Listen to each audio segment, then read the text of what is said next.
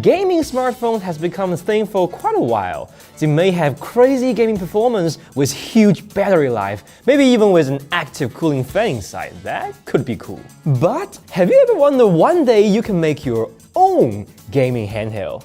We can make use of an old smartphone, a controller, a cooling fan, some battery and wires, and do some proper tuning and tweaking on both hardware and software.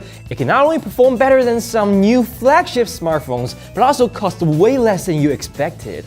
And today, you're gonna see exactly that. Let me introduce you what I call the Mi 90 Pro.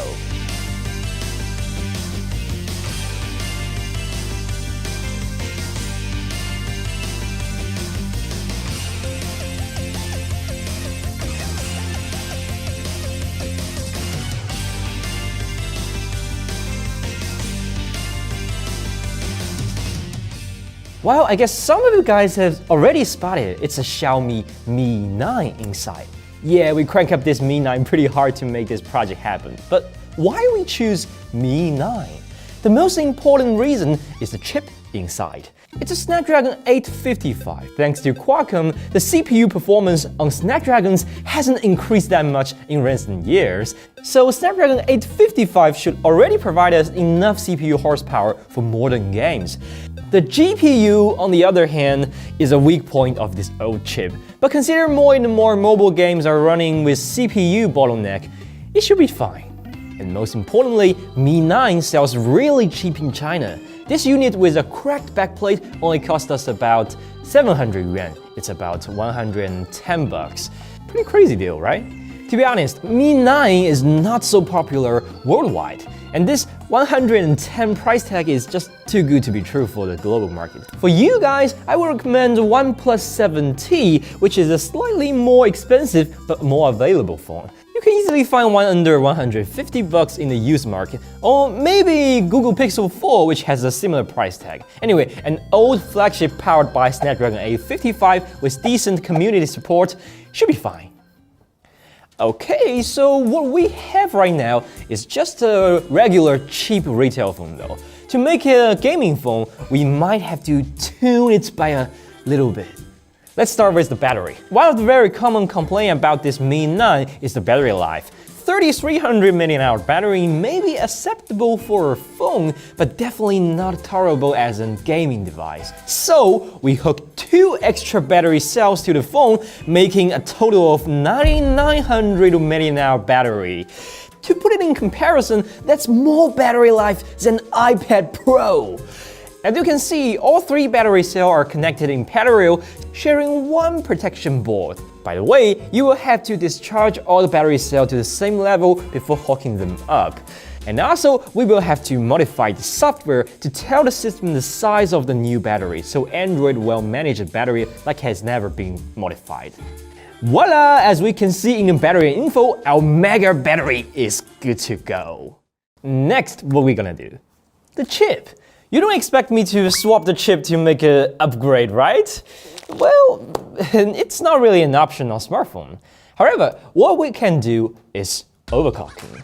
The factory firmware from Xiaomi has tuned this Snapdragon 855 way too slow. Even though the Prime Core A76 is clocked at 2.8 GHz by default, it will never reach that peak performance in real-world gaming. In fact, it's not even reaching 2 GHz in our Genshin Impact benchmark. That is not acceptable for gaming. So what are we gonna do?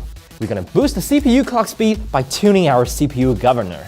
That could be done by kernel management software after rooting your phone. You can find a bunch of them on Play Store. The one we choose is SmartPack. This fancy little app allowed us to select the maximum and minimum frequency for all 3 types of chords, and right here we can change the behavior of the CPU governor. For example, here we are choosing performance mode, which will keep your clock speed as high as possible at all times. And that's for our CPU. For the GPU, we can also try to overclock the hell out of it. This Adreno 640 GPU in our Snapdragon is clocked at 585 MHz by default. And there is a free and open source overclocking tool called Konabes. With this app installed, we can change the voltage and frequency table of our GPU. And upon our testing and trying, we found our GPU can be overclocked to as high as 840 MHz. That's a 40% uplift. 40% of free GPU power with just some taps on your finger. Wow, this little piece of silicon can do much more than I think. And what else can we overclock? The screen! Yeah, you heard me right. The screen on our Mi 9 is also overclockable. You can overclock this 60Hz panel to a higher refresh rate. This is a community-made custom kernel. What you have to do is download this kernel, rename it with a higher refresh rate, and then flash the kernel in your recovery. Our particular device can run stably at 81 Hz, but the color accuracy is pretty bad if you do so, so we choose a sweet point at 75 Hz. And now I can certainly feel a bit smoother when scrolling through. Just in case you want to try yourself, we put a GitHub link for the software on the description below. Alright, so free performance, free refresh rate, they all come with a cost: heat. You see, Xiaomi limits the hardware for a reason. After our lunatic tuning, the phone is burning like hell right now. When the temperature reaches the limit, the phone will lock itself until cooled down. You don't want that happen when you're about to get a chicken dinner, right? So we definitely have to redesign our custom thermal solution.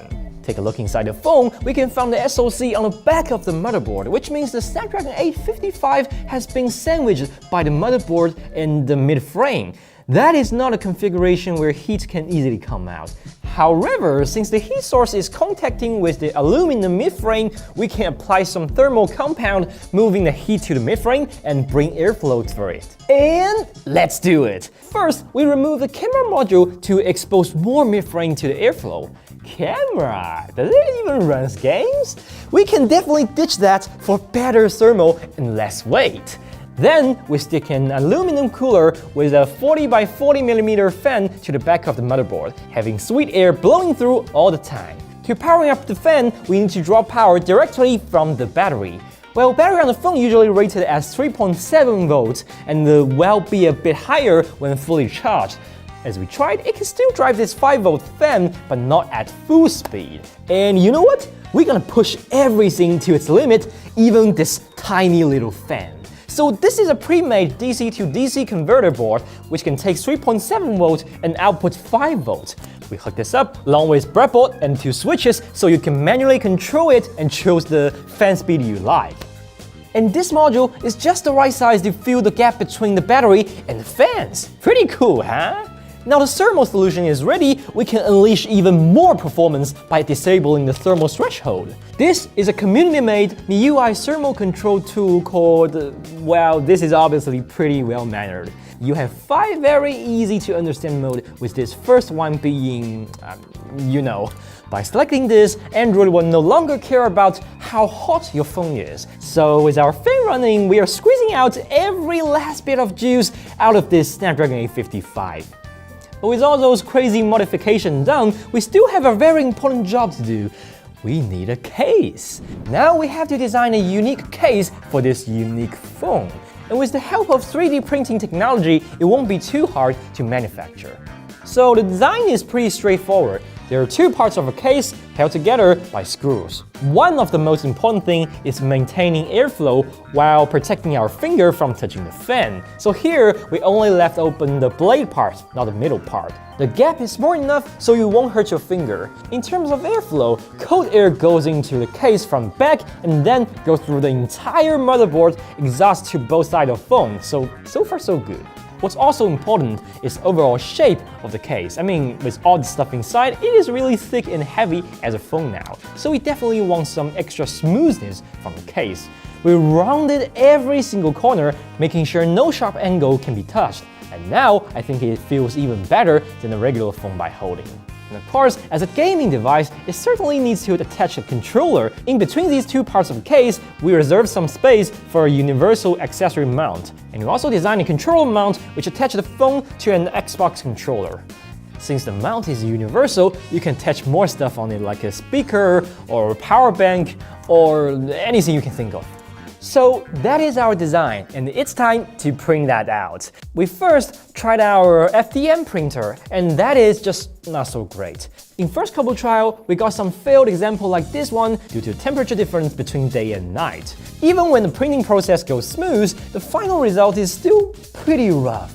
You can literally see and feel every single layer right here. It's just not feeling like a premium device, right? So we give up on FDM and purchase 3D printing service online. They will manufacture our design by SLA technology, where they're using precise set of laser to solidify resin. And this is our final production. It costs 60 yuan, roughly about 10 bucks. And that worth every single penny. I mean, look at it. So smooth, so much better than what we have done. What a nice job. And after putting them all together, that is the gaming device we're talking about. At this point, everything has been done on this phone. So what is the cost? Total cost, including the phone, we spend 910 yuan in total. It's about 150 US dollars. It might be a bit more expensive in your region, but definitely way cheaper than the new flagship. It is quite a bargain for a gaming device, right? But how it really performs. It's time to test everything out. First, we tried 3D Mark Wildlife Extreme. This is a GPU benchmark, and the 40% overclock we put on it actually translates to a 40% performance boost. Yes, this GPU is on par with the newest Snapdragon 870. And more importantly, with the fan running at full speed, our GPU does not throttle at all. The stress test reported a whopping 98% stability. Yes, no throttling at all on full load. And maybe it's time to step into some real gaming. I mean, seriously demanding games like Genshin Impact. Just for comparison, a standard unmodified Mi 9 averaged at only 39 FPS under high preset. And if we check the CPU frequency, well, it is very slow. With the CPU core all below 1.7 GHz, no wonder why the game is so laggy. So now, let me introduce our Mi 90 Pro. Oh wow! With proper tweaking, this old lady can even run at over 50 FPS. That's a whopping 25% performance increase. And now the game is running way smoother than before. It's now feeling like a real gaming phone. In fact, it's even faster than some nowadays flagships like Mi 12 Pro. Look at that! Our Snapdragon 855 is even faster than the latest Snapdragon 8! How ironic is that? And what's more interesting is the power efficiency. This 855 consuming about 6.5 watts at 50 FPS, where Snapdragon 8 Gen 1 consuming 6.8 watts, delivering the same performance. Is that what you call a flagship, Qualcomm? Flagship my ass! But to make it more like a proper gaming handheld, we still need a controller. So we printed an adapter, and with that, we can attach an Xbox controller underneath, and now this Mi 90 Pro looks like a Pro. However, the Android version of Genshin Impact doesn't natively support controller yet, so we have to use this little app called Mantis Gamepad Pro to map the touchscreen with these controller buttons. And we're gonna have to register every single button and the joystick. But look at the bright side, everything is configurable. You can even use the controller and the touchscreen at the same time. I would say it's even better than the official controller support on the iOS version. So we kinda nailed it in Genshin Impact. Maybe you should try some even crazier game. This is Alien Isolation, a real AAA title released back in 2014, and recently it has been ported to Android. Because the game originally runs on PC, every single graphic setting can be modified. By editing the config file, you can even unlock some PC-level graphics. Like by default, the game runs at 30 frames per second, but here we can unlock the frame rate to 75. Yeah, that's our refresh rate. And it just works! The frame rate definitely goes above 60s. Well, when actually playing, we got only 40-ish.